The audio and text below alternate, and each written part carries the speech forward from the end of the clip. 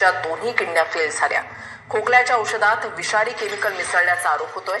कोल्ड्रिफ नावाच्या खोकल्याच्या औषधावर मध्य प्रदेश आणि राजस्थानमध्ये बंदी घालण्यात आली आहे। विषारी केमिकल मिसळलेल्या खोकल्यांच्या औषधांमुळे लहान मुलांच्या मृत्यूचा आकडा 16 वर पोहोचलाय।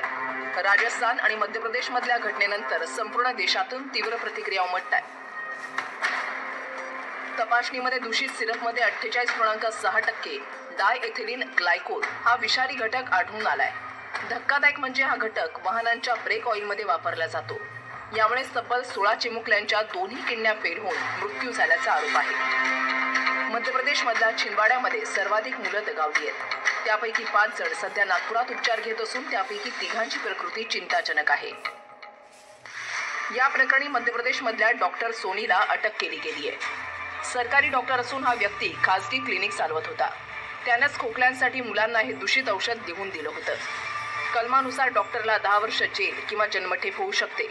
मध्य प्रदेशसह